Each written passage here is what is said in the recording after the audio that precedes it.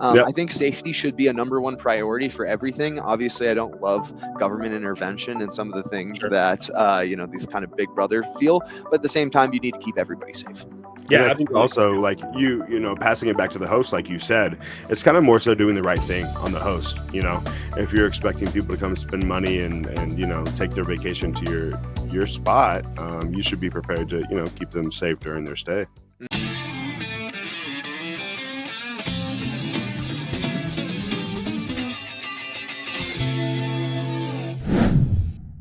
Welcome back to another episode of the Estate of Wealth with your weekly dose of market updates and expert insights. Alongside me, as always, Aaron Levitt, and today we have Joe. I call him Joe G. I always mispronounce his last name. Joe, why don't you go ahead and pronounce your last name for everybody? Oh man, there's a couple of different ones. GM Petro, GM Pietro, however you want to say it, but I also go by Joe G to keep it easy for everyone. Nice. Well, I think we prefer the full spelling of Joe G. Denver. Joe G. Denver. I love it. A lot of people know me as Joe G. Denver, baby. That is where you can find me. JoeGDenver@gmail.com for any inquiries. A little humble plug there. I love it. Well, yeah. Tell us a little bit more about you. You're not from Denver, right? Somewhat from Denver. When you move here when you're 12, you kind of consider yourself from Denver. Originally from Long Island, New York. Still have a 631 area code, which can bite me in the butt when I'm doing my agent work out here. But originally from New York, and then moved out here when I was about 12 or 13. Went to school at CU Boulder, and then did the Great Migration down from Boulder to Denver, and have been here ever since. So consider myself really from Colorado, not currently a native, or not a native, unfortunately. They are very few and far between. But I've been in real estate now full time for about a year and a half. I started my investing journey about 2 or 3 years ago. Number one, with my primary residence, and then number two, getting an Airbnb pretty quickly after that. I also Airbnb my spare bedroom. And as I said before, I'm an agent, a wholesaler, and right now I'm currently working on my second fix and flip, which has been quite the journey, to say the least. I think you walked that the other day, Aaron, right? Did you go over I popped by the other day, slightly breezy in the home, and a lot going on. It was great to get to meet your dad and some of your other contractors you had working in the space, and it seemed like they were making really great progress, tearing down walls and making things happen. Yeah. Aaron said it was kind of breezy in there because we had a little bit of a construction delay. We ripped out the windows last Monday and didn't put them in till this Wednesday. So it was definitely a little breezy in there. Thank God we kept the bars on the windows, as the neighborhoods has been turning over the last 10 to 20 years. So we kind of kept the riffraff out, but it was definitely not fun bringing the tools to the garage every single day. Yeah, I thought it was great to walk up. And as you said, you guys did keep the bars on the windows, but I think the smarter deterrent was leaving the curtains hanging so nobody thought anything different, and didn't even notice that the glass was gone. So that was a cool thing to see. Shout out to my 80-year-old personal representative seller who let me keep those until the renovation's complete. So I'm gonna make sure to dry clean them and everything for her too. Yep, the security of a curtain. Mm-hmm. Yep. And then you also do Airbnbs, right? Yes. You have Airbnb? Yeah. So I have a couple Airbnbs. I Airbnb the spare bedroom in my house, which is a little interesting, honestly, to say the very least. You have to be a very specific type of person to just be letting random people in your house every 3 to 4 days. But 90 to 95% of my guests have been very cool, somebody I'd want to be friends with. And the coolest experience was one of my guests actually took me to Red Rocks, and we saw the Black Keys. Oh, wow. That's exciting. Yeah. No complaints there. So we definitely have some perks. Would you still consider that a house hack? Is that kind of the umbrella term? Yeah, I would say it's a house hack. I'm paying off the mortgage by renting out that spare bedroom. Yeah. Typically, I'd be only getting anywhere between, I don't know, maybe $900 to $1,200 a month in terms of like a long-term renter, where I'm easily making about $2,000 every single month, and then more in the winter as well. And it's really just due to my location. I'm in a part of Denver called Rhino, which is a very up-and-coming type of area. Me and my mom actually went out last week before a concert, and she was blown away with how many people were just out and about and really just doing stuff around the area. So that number one is location, and number two, I'm a pretty cool guy, and that's what my 100+ reviews say. So you can trust that you're going to be staying with somebody who's got their head on straight. Yeah, absolutely. Yeah, I've seen both Airbnbs now. We actually had one of our meetups, Barneys BBQ, over there. The first inaugural one actually was there. We're looking forward to having another one. It was such a cool location and great access to downtown because it's in Arvada. Not Arvada. Yeah. Some people still call me out for the pronunciation, but yeah, it is Arvada, so you can kind of have that distinction between being 20 minutes from Boulder and 20 minutes from Denver. And the biggest thing with Denver is an Airbnb needs to be your primary residence, and obviously I live here full time, so that wasn't an issue for me. But it's much harder to find those bigger houses that people are looking to rent in terms of Airbnb. One of the articles that you had kind of sent me went over some of the Airbnb trends. One of the biggest trends that I see is that Airbnbs are really designed for those larger homes, bigger groups, and really having that experience. And then, your 2 to 4 groups can stay in a hotel and really make it cost effective. So that's really where I've seen a lot of success. Is my Airbnb sleeps about 14 people. And so we have constant bookings in the summer with 2 families coming into town, a softball team, something along those lines where a lot of people can gather. Yeah. No, it's exciting to hear that you're, involved in a couple of different aspects of real estate. I feel like a lot of people here in Denver have different cards in their hand, if you want to call it Texas Hold'em or playing poker. But it's always interesting kind of unpacking what everybody's doing around Denver and things that they got going on. 100%. And there's always so much, so many things going on. What I like to say is it's just a bunch of different tools in my tool belt. Yep. Yeah, I'd also shout out to your mural guy. When we had the barbecue there, I couldn't get over all those wall murals you had. They were really beautiful. Like every room had like a different theme to it, but it was still kind of the same color tone. So it was really well put together. We really want to keep a mid-century modern sort of vibe. And Eric has done probably upwards of 250, 500 murals around the Denver area for Airbnb hosts like myself. So if anybody needs a great muralist around Denver, Eric is the man.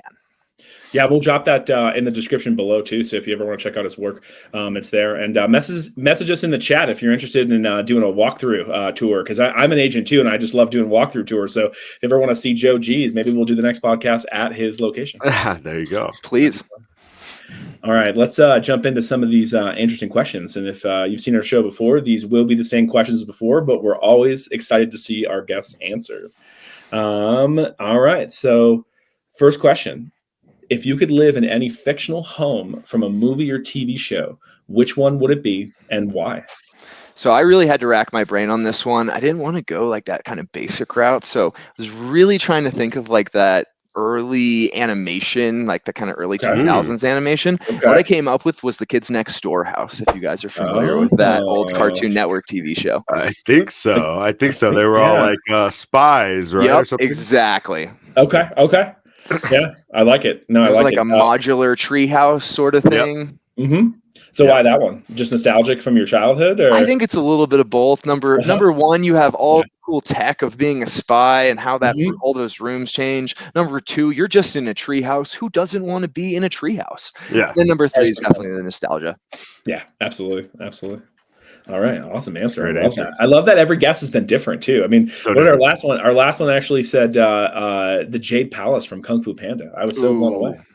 Yeah, that was a really good one. Yeah. All right, next question. What's the funniest or most memorable real estate deal you've been a part of? I have 2 kind of little stories about this one. The first showing I ever went on to the first house I sold. Call it beginner's luck, but we stepped in. They really liked the place. We went to another showing, didn't like it as much, put in an offer, and it was accepted that very same day. So I was like, oh my God, real estate must be the easiest job in the world, right? That deal went ridiculously smooth, and that I haven't had a deal go that smooth since. So a little bit of beginner's luck. There you go. Would you say that was the one that kind of sunk the hook in for you? Absolutely. That was the proof of concept where I was like, okay, this can definitely be done. And then number 2 was recently, since I've moved more over to the wholesaler and investor space, I've been looking at a lot more distressed properties. So I went to take some pictures for a buddy on my team who was out of town. I roll up to the house. There's boards all over the windows. There's a star bit to lock those boards in. And there's silica all over those nails. Try to be as secure as possible. Go to the front door, it's unlocked, or it's locked. I'm like, It's a little weird. Guy rolls up about 5 minutes behind me on a bike and goes, "Hey, I'm so sorry, but Sherry's in there right now."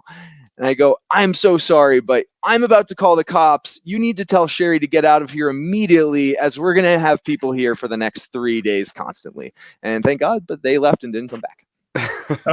Wonderful, wonderful. We had a whole other episode on squatters and all kinds of eviction issues too. So Denver's a wild place for sure. Yeah. Great answer. I love that there were 2 stories there. That was perfect.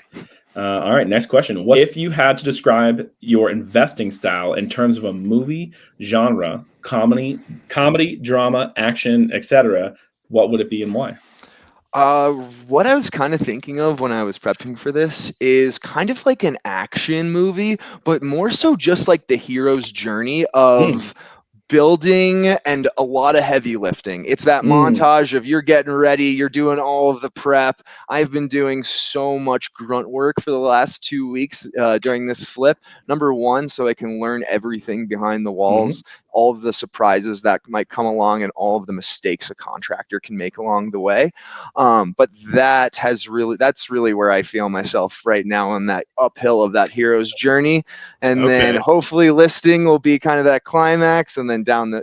So I'm hearing heavy lifting. I'm hearing hero's journey. I'm thinking this has got to be a Arnold Schwarzenegger movie, right? Could be Rambo. Who knows? Joe will be back. He will do another one. Yes. Oh, I love that. Yeah, great answer. All right, next question. Share a quirky or unexpected item you've come across during a property inspection or walkthrough. So one PC, one not super PC. The PC one, we just went to a meth house recently, and there was like a gaggle of swords. It was like 10 swords just sitting in one of the corners of the room. That was kind of interesting. I took a sword. So you got to take something from every property. Little memorabilia. Yeah, exactly. When you're in a samurai's lair in the middle of Denver, you take your bonus when you can. Exactly. And then that same property with the squatters, I walk in and there is a sex toy sitting on the mattress that is on the living room, just covered in dirt. So I'm really hoping it wasn't used, but you never know in those types of situations. You gotta love real estate for catching you off guard every time. Yep, absolutely. You never know what you're gonna find. Yeah, we've definitely seen some nasty ones. It's not great, but we make them look pretty afterwards. So exactly. I guess you could say it's the Wild West out there, if you will. Yeah, love it. All right, last question here. If you could swap lives with any famous real estate mogul for a day, who would it be and what would you do? Ooh, I would kind of say Ryan Serhart. Sirhan. Yeah, Sirhan. Excuse me. I'm so bad with the pronunciation. You're good. Me too. Number one, being in New York City, that must be absolutely insane. Number two, being in all of those high net worth rooms, conversations, etc. I cannot imagine the things that man has heard about the inner workings of everything. Yeah, the city itself, right? Mm-hmm. And I think you're right. He gets to have a privy into, well, especially with the TV show and some of the other things that he's doing, he has a privy into some of those really cool scenarios. And who doesn't like drinking wine on the rooftops of New York City, right? The coolest rooftops of New York City, showing the coolest penthouses of New York City. I mean, there can't be many complaints. I don't think you'd have to twist my arm either. I honestly have seen so much $1 Million Listing in New York and LA. I'm not sure which one I like better, though. I would actually honestly have to say the $1 Million Listing LA, just because they're houses. But because I'm not into condos, I wouldn't want to live in a concrete box in a high rise in New York City. But I do think the show is maybe slightly more entertaining on that side. I don't know. Yeah. I don't know. It's kind of like a juxtaposition, because I like houses more. But at the same time, Ryan Serhant, Eric, what's his name? Oh my God, they're such an amazing crew over there. And didn't we just see him in Egypt too? Wasn't he just by the pyramids at some wedding? Did you see that social media? Yeah. It was for like an Indian billionaire or something like that. Yeah, I think it was a tech mogul or something. Yeah, yeah. But Barney, to your point, I was thinking about this question, and man, those girls on Selling Sunset look like they don't do that much. Well, that's different. That's a little different. Yeah. Yeah. I do love that show. It's kind of addicting. It's drama at its best. I honestly haven't seen much of that one. I've stayed away a little bit, but I'm more of actually a between the Joshes too. I love Josh Altman because he's an East Coaster. I'm from New York myself. He's from Boston, so I get that. But I don't know. Josh Flagg just holds a place in my heart of like, that's the kind of real estate agent I'd like to be. Just hanging out with everyone, just enjoying life. Mm-hmm. Love that. All right, let's jump into some of these articles here. So we got a few interesting ones, kind of around Joe G's industry that he's in. And we'll start with the first one here. Give me a second to load this up. All right, can we see this? Yes, sir. All right, great. So this is from CoStar. And this says, house flippers find success despite tough market conditions. And I know since you're in a flip right now, why don't you kick this one off, Joe? What are your thoughts on this article? Yeah, I thought this article was pretty spot on. It really dove into the fact that people want a completely finished product, and we were kind of talking before the show, and what I had kind of mentioned there is in this age of technology where everybody has information so readily available at their fingertips, they are used to having something like this being done and ready. That is the exact thing that they're going to be looking for when they're purchasing their next home.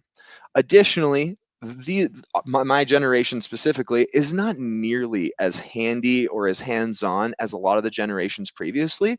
So we're not looking for something that we can kind of go in, fix ourselves, do a lot of that work, kind of do that live and flip that a lot of generations before has had done. So a lot of the people my age, especially a lot of my friends that I'm talking to, they want to move into somewhere and not have to think about it for the next 5, 10, however many years. There's obviously, your yearly maintenance, but they don't want to be thinking about redoing their kitchen or anything of the sort. And Yep. when they buy that home, they're also looking and making sure that every single thing is done in that product. If you have any baseboard missing, if you have any scuff, any chip of paint, it's going to be called out, and you're going to be hearing about it. Yeah, it's so interesting because I think when we were, looking at homes in the past, I think we used to fondly refer to it as sweat equity, right? Mm-hmm. You wanted a little bit Mm-hmm. of meat on the bones. You wanted to be able to go in there and Mm-hmm. maybe change the cabinets or paint some walls or some other work that you kind of felt an attachment to the home. But yeah, you're right. People are looking for a set it and forget it house now. Yeah, and I think the other point too is that there's these fixer upper homes. These owners are trying to get top dollar for it still, and it's just blowing my mind. Like, why would you want to pay top dollar for a fixer upper when you could buy a fully flipped house basically for the same price? I mean, we talk about our numbers, when we do these flips between the rehab number, versus the ARV, which is can be described as the after repair value, of what the top dollar would look like. And a lot of these homes that just haven't been fixed up since the 90s, or I'll even give it the early 2000s. I mean, that's like 20 years ago. This is 2024. Like at this time, we're filming this as it's June. So the podcast will come out in a couple of weeks. But I mean, still, it's like these sellers think it's like 2019 still. And these home prices are, they're still going up. I will say that. But they just need to be priced more accordingly. And that's why they're sitting. And I don't want to buy your fixer upper unless I'm actually going to flip it. But if I was going to live in it, I'm absolutely with you, Joe. I'd rather just have something that's totally done and ready to go so I can just set it and forget it. Yeah, and I think with these inflationary rates that are happening right now, it's really weeding out the house flippers who just got in the game for the COVID run, or it's really getting back to the people that know how to underwrite as an expert and kind of make their numbers work and get into the deal at the right price. Yeah, to Aaron's point, I mean, when I knew some flippers that were doing stuff or had just started over 2020, were riding it out through 2022. If you had a construction delay like my windows, you were banking on that almost because you knew you were going into a higher price market. So those construction delays almost helped you. And we saw some incredibly bad products get put on the market from 20 to 22 during that crazy rush. Now those incredibly bad products are sitting dead in the water. And I've been talking to a lot of sellers who need to do a lot of the little stuff, and it is 5 or 10 grand, but you need to make sure that home shows perfectly. Yeah, absolutely. It's such an interesting market here in almost summer 2024. It's just been yo-yoing, and I feel like again, like I said, the prices are still going up, but the house still needs to be priced accordingly. I mean, updates in the 90s is just not going to cut it anymore. And I think we're kind of going, these sellers are understanding that they can't get those 2022 prices anymore, especially with a lot of people saying, oh my God, my payment's been going up by X, Y, and Z. And they're really understanding that that translates to the higher payment. And there's a lot of people who can't make these higher payments right now. Yeah, yeah, it's interesting because I see all these articles popping up. It's almost like we're looking at two different economies. I know Joe's a little younger than us. Are you still a millennial? Are you still technically considered? No, no. 95. What do you want to call me? I don't know. I'm right on the Yeah. cusp. Yeah, I'm 84. I'm the same thing on the cusp on the other side. But like we're really seeing two different almost economies. You've got the boomers that are like 60 plus now, and you're seeing them have their mortgage paid off. They've got equity in their home. And sure the groceries are going up a little bit, but they don't care. They're living the good life and think the economy's great. While some of us millennials or younger generation are still kind of struggling to find that salary of that job that they can afford this price of home. And it's just been such an interesting market just to look at the different perspectives of where people are sitting and viewing the economy from, because these high interest rates aren't going anywhere, guys. I don't know what to tell you. Even like we speculated that they might come down. They're not coming down. They're not coming down. No chance. I don't think we even get a rate cut this year, given the election. No. Personally, No. The Fed needs to keep that optimism, but Right. realistically, with what we're all seeing in the market, I just really do not see it realistically happening in 2024. Yeah, agreed. And I think it's just one of those things where they like making money. Like they're not coming back down.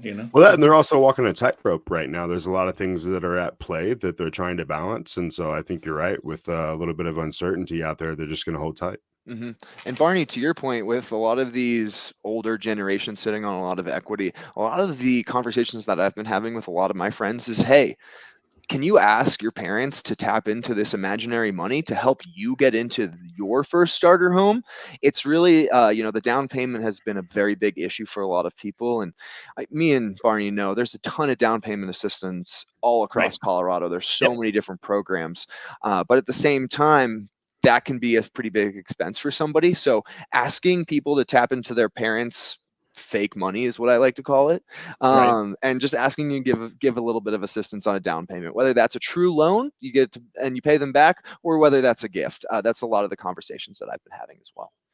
Yeah, no, that definitely makes a lot of sense. And I think, a lot of it, this could be a whole nother podcast on itself, revolves around like education for these homeowners. I mean, a home is a great investment, but not if you don't do it right, so to speak, because there are strategies like you're doing of the house hacking, or what Aaron's doing with the pad split, having multiple roommates. There are definitely ways to get into real estate, but the average Joe, so to speak, just doesn't have that time or the education to understand that, even though the resources right there, like at their fingertips. And it's just like, I wish I could help more of them, but it's an interesting road that we'll walk over the next few years as people but I think the thing to remember is there's always a way, and you just have to kind of search for the way that works for you. Yep. All right, let's jump into this next article here. All right, can we see that one? Yeah. Yep. All right, so this one's a little interesting. 2024 summer travel trends revealed with Airbnb. So now this one will jump over from fix and flips now to the Airbnb market.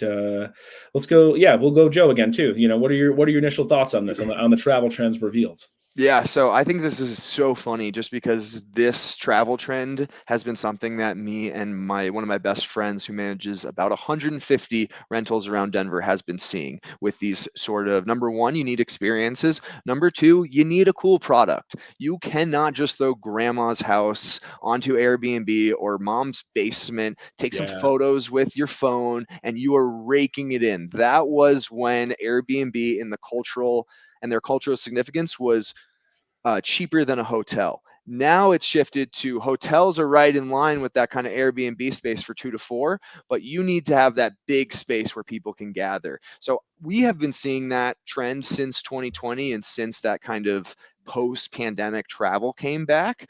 And what people want to see is, to this point, a really cool experience. You're going on vacation, so you want to have the hot tubs, you want to have all the amenities of being able to relax when you're on your time off, but at the same time, would you rather go to something that has the same white walls as a hotel, or have this really cool experience that you're not going to forget? Something that the other thing, speaking of, was really big about outdoor spaces, and that is something that we stress in a lot of our properties. So we're looking for bigger yards that children can play in, hot tubs, having a ton of lawn games, barbecues, places where people can hang out has been really helping our listings. And we have seen that ADR, average daily rates, have dropped a little bit as there's been more competition and a little less travel. But if you have a fantastic product, it will still crush it.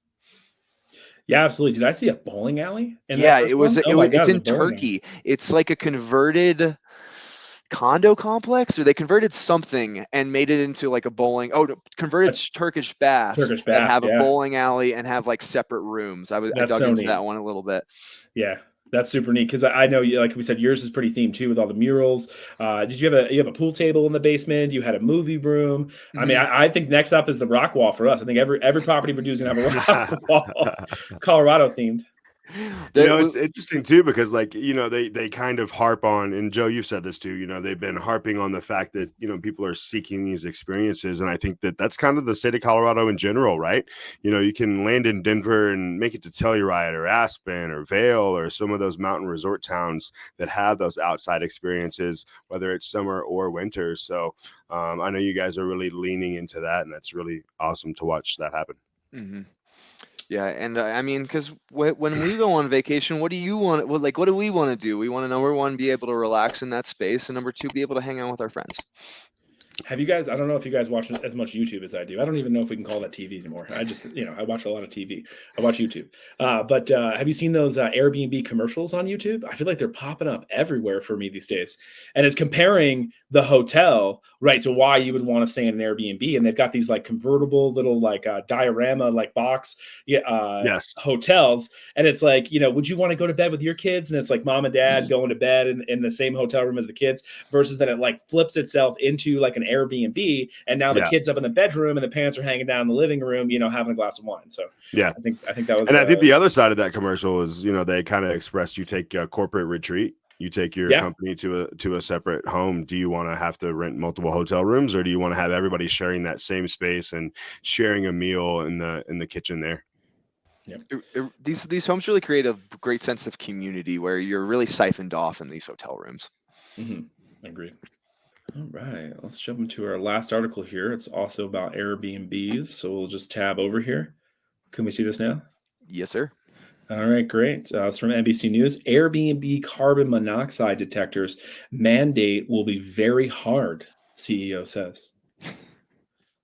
I know you were a little heated about this earlier, so Joe, just jump right into it. What are your thoughts on this carbon monoxide detector issue? Oh my God, this is okay. The first thing, if this has been an issue for 10 years, how have you not done anything in those 10 years? Being a multi-billion-dollar company. Now, listen, I get it. You're in 220 different countries. That's tough to really make a mandate across all of those 220 countries. But how about you start in, some of your biggest target markets? Put some boots on the ground, and that way you're also going to eliminate a lot of those bad properties.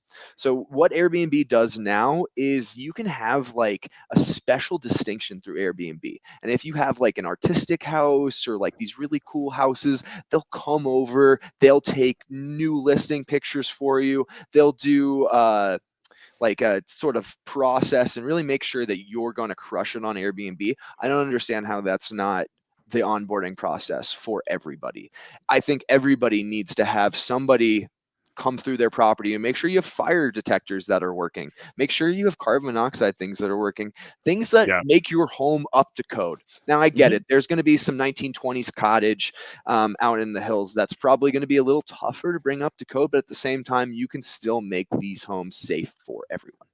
Yeah, and I think, like you said, back to the, starting the key markets where you're seeing a lot of the travel happen, and a carbon monoxide detector is not something that's overly expensive, right? Neither You is can a get smoke battery detector. operated ones. It doesn't even have to be hooked into the electric. Yeah, Yep. and we're not talking about a astronomical amount of money to be spent to make somebody safe here. And even as you build this program out, I mean, even if it saves a couple of lives over the time that it takes to get everything up and running, I think that this is a non-negotiable here. Yeah, and I don't agree with this very hard. I mean, this is it's such an interesting statement because I feel like, this mandate should be normal. Like I didn't think that this wasn't a thing, but I do understand that now we're kind of behind the eight ball, as they say, because the Airbnb has been running for years now without these mandates, and so trying to put them in place, I could see being a little challenging. But at the same time, I mean, you got families staying in these homes. I mean, you want to keep these people safe. I mean, you hear about these stories all the time. I think Aaron, you just mentioned one earlier. I think it even happened in Denver. This family fell asleep, and the carbon dioxide detector on, and I think they all died. Yeah, it was kind of a very tragic situation. So, I mean, these, we can say, harsh things about mandates, but again, they're helping keep people safe. So they should be like an easy go-to. Now, as far as implementing this, I'm not sure, like if they're going to have Airbnb inspectors or like how that would look or, what the structure would look like to say, okay, yes, this is approved, by Airbnb. So that it might be the hard part that they're talking about, but I don't think it's that hard. Like you said, it could be a battery, like it doesn't have to be wired in. Yeah. You could take a picture, a small video every year, like maybe like a once through when you first sign up, just to make sure the property's structurally sound. Mm-hmm. And then I have to go and take a video every year and make sure the detectors work and make sure the carbon monoxide detectors work. You can put the onus on the host and make some sort of, if you're not following these rules, you're getting unlisted. I think safety should be a number one priority for everything. Obviously, I don't love government intervention and some of the things that these kind of big brother feel, but at the same time, you need to keep everybody safe. Yeah. Yeah, I think also like passing it back to the host, like you said, it's kind of more so doing the right thing on the host. If you're expecting people to come spend money and take their vacation to your spot, you should be prepared to keep them safe during their stay. Mm-hmm. I mean, Denver has a regulation now that a licensed Denver inspector needs to come and check your property before you can get a long-term permit to rent out on a long-term basis. So why is this not the same on the short-term basis? Yeah, Boulder has the exact same as well too on the long term, and it has the same laws as it has to be your primary residence in order to Airbnb it as well too. But some of these things are definitely there for safety. I mean, there's a reason for some of these things, but I'm with you too. Too much oversight and regulation, is intense. But when you're providing a service to people and people are paying you for this service, I do believe that's where it becomes the greater issue because you're dealing with the general public and someone who may not be familiar with maintenance on a house or things like that. So why would they need to be? They should be showing up to an Airbnb and enjoying their stay. And I mean, this isn't some scrappy startup anymore. Like Airbnb is a noun and a verb. That is culturally accepted across the world. Yes. You are a multi-billion-dollar company. How can you not shave out, I don't know, 50 million to try and start this program? Yeah. I'm just tossing numbers out, but at the same time, it's like, come on, guys. Right, they're for real. This isn't, like you said, it's not a startup anymore. Yeah. Have you seen? There's a show on Netflix. I think it's called Instant Hotel, but it's about Australia. No. Yeah, kind of a neat show. Just a little side comment, but basically, it's a contest show where they take 5 Airbnb owners, but apparently in Australia they're called instant hotels. But they take 5 Airbnb owners and they rotate. In each episode, they stay at one person's Airbnb and then rate them on things like cleanliness, comfort, amenities, night stay, how the sleep was with the mattress. So anyways, there's a lot of interesting shows out there now, I think, with these vacation rentals, because I mean, I personally love doing them all over the world. My in-laws come in town every fall into Colorado and we rent out a different Airbnb in a different small mountain town.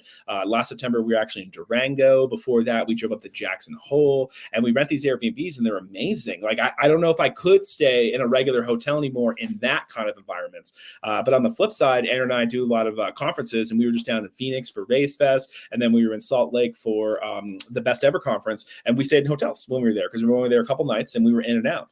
So it definitely depends on what you're doing, but this Airbnb space, I think it's tremendous, and it's not that even it needs more regulation, but I think there are some things coming on the pipeline that will make it a little more interesting to own an Airbnb. And we could have probably talked about the topic of, aren't they trying to pass that? They're trying to tax all the Airbnbs like a hotel. They shot that down, thank God. They Yeah. tried to make all Airbnbs increase their property tax by 4 times. So essentially go from a personal rate of like 6% to a commercial rate of like 30%, something Mhm. crazy like that. Then they kind of were like, oh, well, what about people who have second homes and personal residences? And then kind of made a little edit there to say, okay, you guys could stay. And then one of my coworkers, actually Diego, got on the Zoom meeting for the city and was like, "Hey, you guys have a study that you're going to do for like $250,000. Do you really think that you can look at all of the different tourism that you're going to affect and all of the different channels that you're going to affect with 250 grand? Absolutely not. Like Yeah. across the entire state. Maybe you could do Mhm. that in Breckenridge Sure. for Mhm. 250, but like you are Right. not doing that across the entire state. So they're going back to the drawing board, and they really want to try and understand how short-term rentals affect the overall economy before they make a really grandiose decision again. Yeah. Yeah, and I think it's so interesting because there's such a juxtaposition there. Heck, I even think you were in the room when we were at that networking group at John Fisher Breakfast Club. When one of the gentlemen who owns several Airbnbs stood up and said, "Bring it on," Mhm. as opposed to a more mom and pop, where they just have one and they're not doing it so right. So I do think there's an interesting, depending on the perspective you look at that from, it essentially, I guess, from the ultimate perspective, I think it needs to be looked at as a business, and I think too many of these smaller mom and pops don't do that and then end up getting in trouble or like don't get good reviews and there's not enough stuff there and they're not, again, they're providing a service and it's like, Yeah. I don't know. So I usually vet my Airbnbs pretty well. I take quite a bit of time and look at a lot of them over a couple months, before I actually choose the one that I'm going to stay at. But Mhm. I tend to stay away from the ones that don't have a theme, that aren't a little dressed up a little more or didn't go that extra Yeah. mile. But So it's true to also say that, a lot of those people that are, working at a governmental level who want to institute some of those new rulings and regulations may not necessarily have experience running Airbnbs either.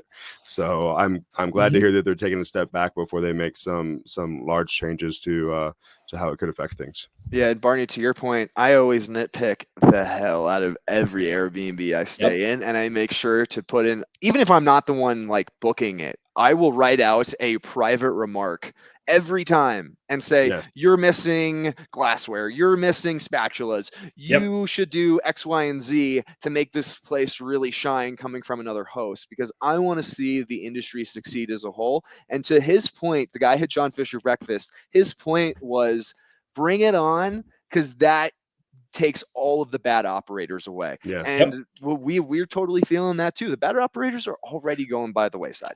Yep. That's very true. Just to tell this little story too. So the last time I was in Durango, we had this Airbnb, and technically it was a little north. It was in Yeah, Silverthorne. I Silverton, was Silverton. Silverton. Yeah, I was getting backwards, like right next to Purgatory Ski Resort. So Mhm. beautiful area, panoramic views. We were like entrenched in aspens. It was absolutely amazing. And from the pictures, the house looked immaculate. Like it had been flipped like a year ago. It was super fancy, with all the quartz countertops, beautiful tile, floor to ceiling windows, just panoramic, porches on all sides. It was absolutely spectacular. But then when we got there were just all these little interesting, quirky things that went wrong. And one of the first ones, I remember I walked in and there were some dishes, so I ended up doing the dishes in the sink, and they had these how do you say it there? So over the dishwasher, there was a wooden cabinetry stuck on the front of it, right, to make it look match and Oh uniform and yeah, yeah, everything yeah. else. Yeah, it looked beautiful. But anyways, I walked up and I opened it and with my He-Man strength, ripped it right off the front. And on the backside, there was actually command strips, like holding it on. On And the then everybody panel. laughed at me because everybody who got there before me already did. Yeah. Yeah. And then the other nightmare story, which I didn't even realize until I got there, my in-laws had gotten there the night before, had flown into Durango and then drove in. And this is interesting too, because the owner is from Texas, and I'll just call it Texas. They don't know how to winterize houses. And this was right in the first week of October. And they had a cold snap and the heat didn't turn on.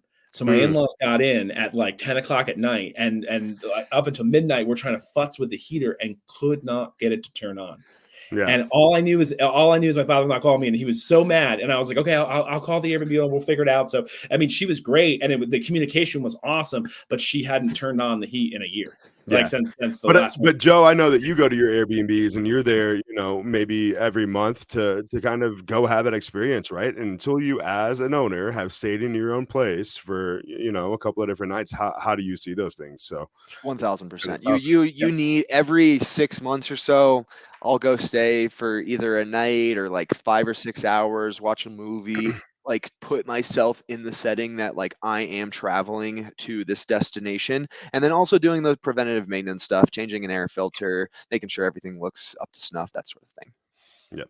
Yeah, and the last thing I'll plug too, because we just had our inaugural Barneys BBQ there 2 months ago, and we got there and the grill didn't work. The grill's not coming on at all. Nope. So what did Joji do? Joji went to Home Depot and bought a brand spanking new one and threw out the old one. He didn't try to fix it. You know, it wasn't about the new propane. Nope. He just went out and bought a new one just to make sure it was fresh. Because, And- you know, when you're paying that much a night, nobody wants an old barbecue. Exactly. That maybe won't work. So just a plug for you and being an awesome operator. Nice job. And hey, shout out to Aaron for helping me, because that barbecue did not fit in my car. So he was in the back seat holding on to that thing to make sure it didn't fall out on the drive back there's over. So many different sizes of SUVs in the state of Colorado, you wouldn't believe it. Some fit grills and some kind of fit grills. We'll say that. All right, guys. Well, thanks for coming on today, Joe. We really appreciate you. We really appreciate you having these conversations and meeting our audience and talking to the people.